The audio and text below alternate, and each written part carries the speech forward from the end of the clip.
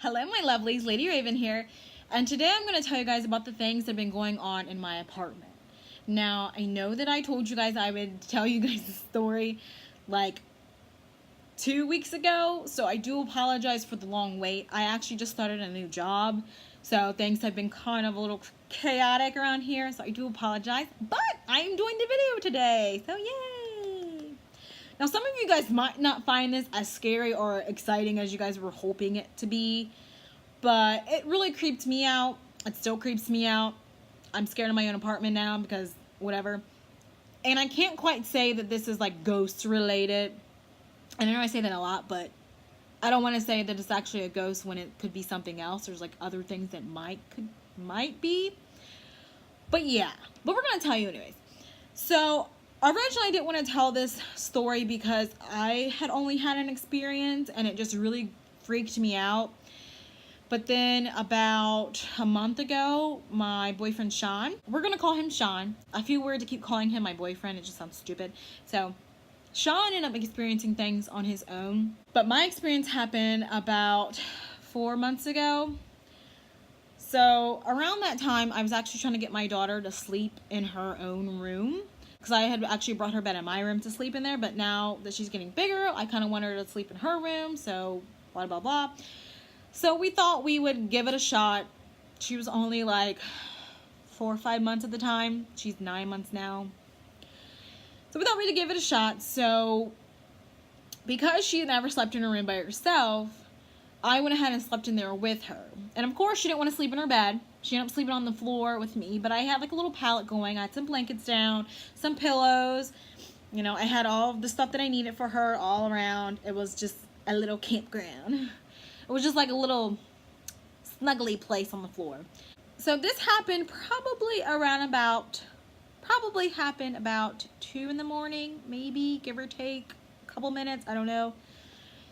And I remember just laying there in the dark, and I hear somebody like try to get into the room. So if you know the sound that makes when a door is locked and somebody grabs the doorknob and kind of jiggles it to kind of pull the door open, and it kind of rattles a little bit because the door is locked. Well, that's what it sounded like. It literally sounded like somebody came up to the door, you know, jiggled the doorknob and tried to get in, and then nothing else happened. Now, I did have my fan on at the time. I have my fan on year-round, winter, summer, fall, autumn. It doesn't matter. I literally have it on year-round. So I was thinking maybe I misheard something, but the fan is like on one side of the room and the door is on the other. So I knew I heard the door. I knew it. But I assumed it was Sean trying to get in the room because sometimes he'll do that just to check on us or just to tell me something, whatever. So I listened for a second to see if he knocks, because normally when he does do this, he will knock on the door afterwards. Like, we'll jiggle the doorknob. If it's locked, and he'll knock really softly to make sure you don't wake up the baby. But I didn't hear nothing. And I didn't hear him coming out of his room. I didn't hear the door open. I didn't hear the door close. Nothing. And I knew he had closed the door before he went to bed because I was the last one in my room. So I remember him closing the bedroom door across the hall. But once again, I did have my fan on, so I thought maybe I just didn't hear his door open and I didn't hear it close. So in the morning, when he finally got up, I asked him, I'm like, hey, did you try to come in the room last night? And he was like, what? And I was like, yeah, like, it sounded like somebody came up to the room, twisted the door up and tried to get in, but obviously they didn't get in because it was locked. And he was like, no. And I was like, are you sure? I'm like, because I'm pretty sure I heard it. And he was like, I don't know what you're talking about. So then that kind of creeped me out. I'm like, okay. What the heck's going on? Like, did somebody come to the door or am I just dreaming? So, fast forward a couple of months. This is probably, like I said, about a month ago. Sean was upstairs taking a nap, and my nephew was over. And we were sitting in the living room just watching TV while Sean was upstairs taking a nap. I do want to say that I do have 2 cats. And the night that I had my experience, they were actually in their kennel, because if I don't put them in their kennel overnight, they will literally scratch at the door and tear up the door and tear up the carpet. So they literally had to be locked up overnight. And I know for a fact that I had them locked up because in the morning, I went to go check to make sure I did, because I thought, hey, maybe they were like clawing at the door, and they were both in their kennels. So I knew it wasn't them. So fast forward back to Sean. So he's upstairs sleeping, and me and my nephew are downstairs watching TV with Rowan, my daughter. And the cats are downstairs. I remember they were both lounging. One was lounging on the couch with me and my daughter, and the other one was on the cat tree. And they had been there for a couple of hours, so I know that they were there. Now, granted, they could have gotten up at some point and just came back and I just didn't see it.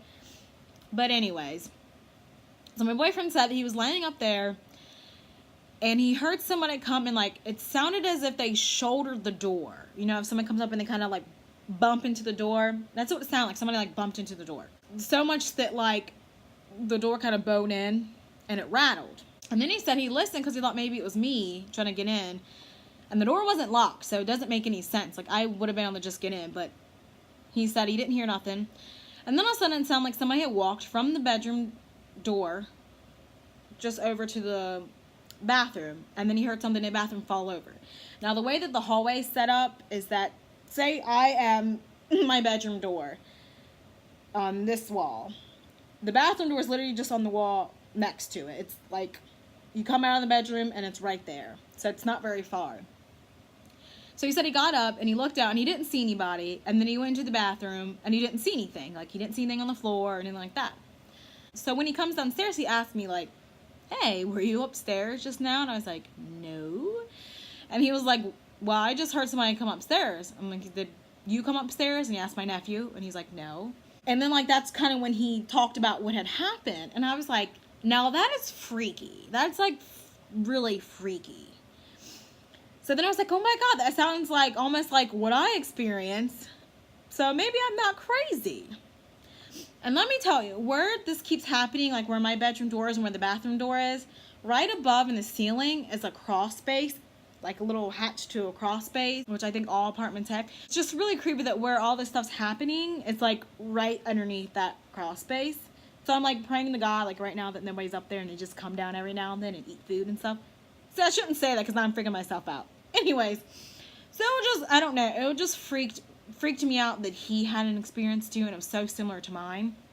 And Sean does not lie. Like, he is not one of those people that's really gullible like I am. Like, the first sound he hears in the dark, it's a demon trying to get me, or flashing lights outside, it's aliens, you know. And that's how I am. I will literally, like, freak out over nothing, and that is why I didn't want to say nothing in the beginning when it was just me. But once he started to experience something, I was like, I need to share this.